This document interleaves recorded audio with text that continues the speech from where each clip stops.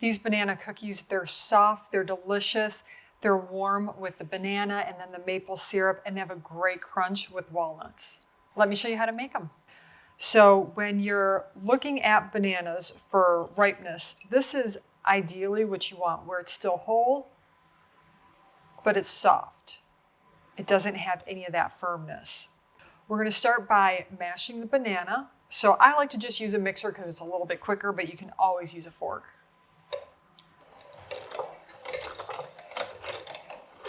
Now adding in all the wet ingredients to the banana mixture, we have our egg, the best smell in the whole wide world, a vanilla bean paste. And you can always use vanilla bean extract. I guess it'd just be vanilla extract.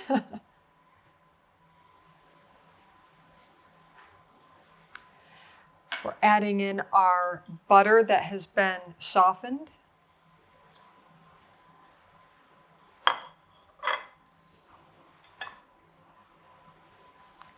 We're adding in Greek yogurt. You can always use sour cream too.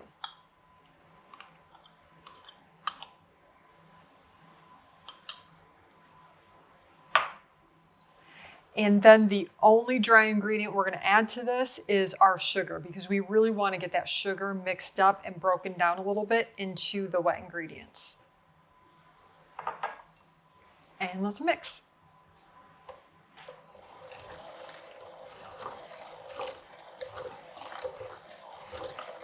Now all of our dry ingredients. Now typically I would mix all the dry ingredients separately and then add them to the bowl, but just to see, like, so you guys can see all the ingredients I'm adding, I'm going to make it this way.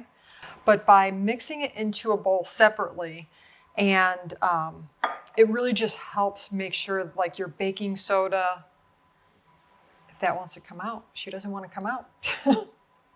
And your baking powder, your salt, all those ingredients really get mixed up nicely, because you definitely don't want any pockets of that once they're baked. Ugh, I did that one time. I added way too much baking. It was baking soda.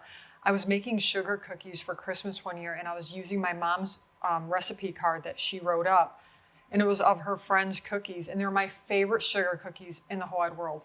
And I'm like, man, it was like 5 teaspoons or something. I'm like, that seems like a lot, but I mean, my mom, she was a really good cook.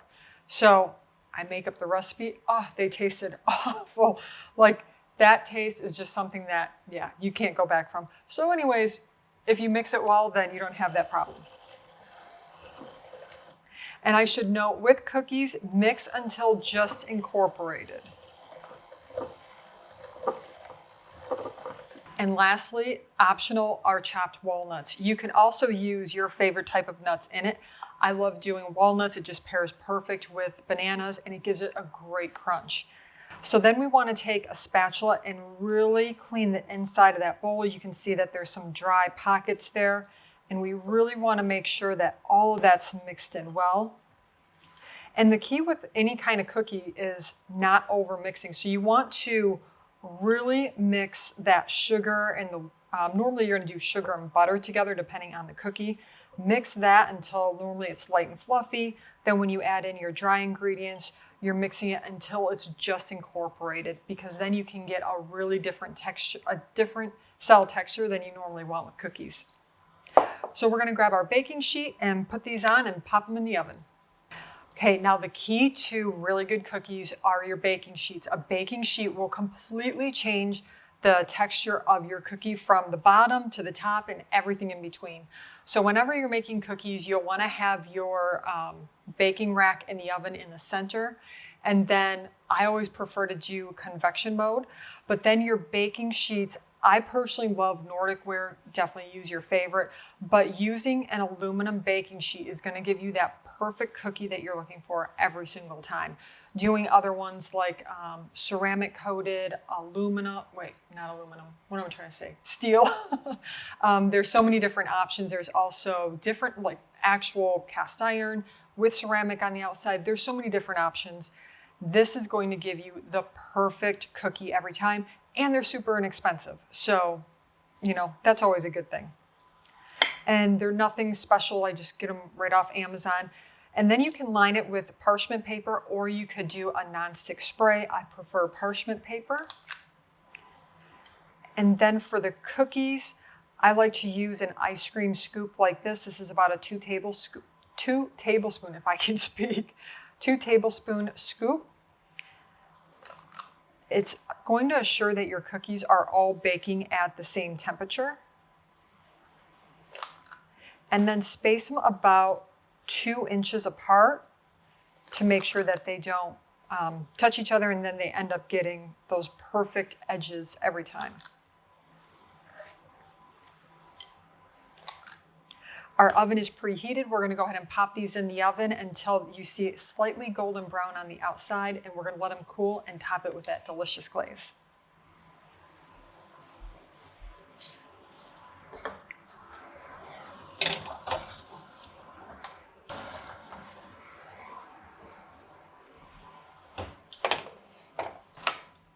They smell so good right now. I just want to dive right in, but we need to finish the topping first because that is going to take it over the top. So we have a cookie sheet. You can see a very well-used cookie sheet, some parchment paper, and then a wire rack. This is my favorite way to do any type of glazes or anything on top because it's going to make cleanup so much easier. And these have been slightly cooled, so we're just going to add them right on top here. And then let's make the glaze. This glaze is super simple, and I'm going to show you a few different modifications to just make it however, I should say, whatever you have on hand, with whatever you have on hand. That'd probably be a better way to say it if I could talk. My brain's going way quicker than my mouth is. So we're starting off with our powdered sugar.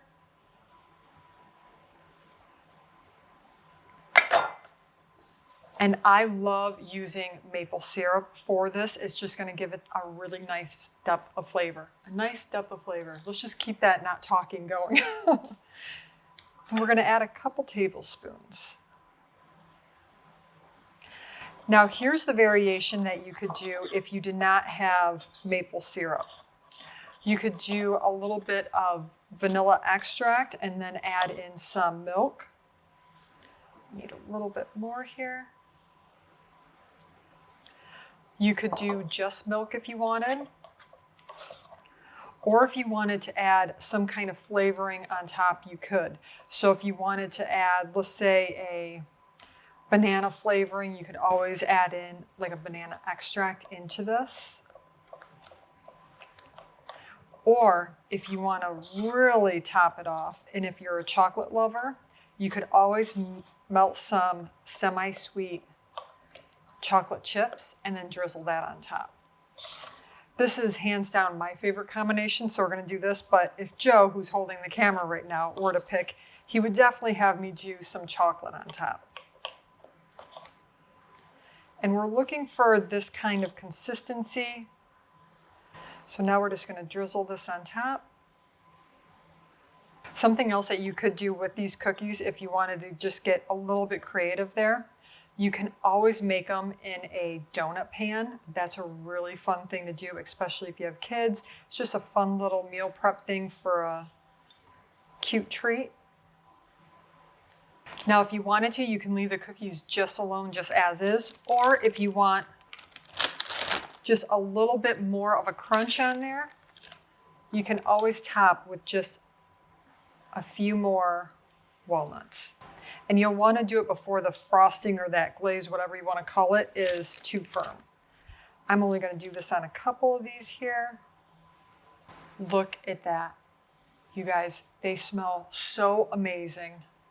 We have maple syrup, we have banana, toasted walnuts on the inside of them. It is just so delicious. Now let me show you the inside of this bad boy.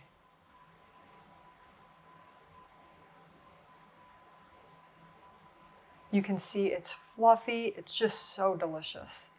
Well, we've already broken it open, so I better be the designated taste tester here before Joe gets his hands on them.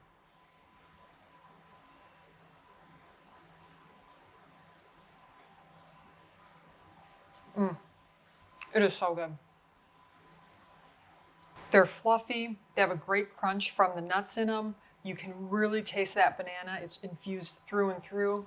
The vanilla adds such a great flavor. It's a comforting cookie. It is just perfect. It is so delicious. You can see how that's golden brown there. That's from using these types of pans. I'll show you with a whole cookie here. You can see that even bake. That's key with having a really good cookie. You want that even bake. You can see they're slightly golden on the edge there, and it's so good. Today, I'm going to show you, if you have some overripe bananas, these cookies are the perfect solution.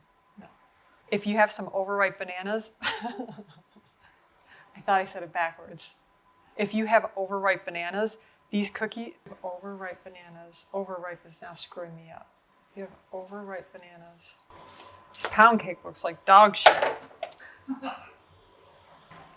You're gonna get a cookie thrown at you.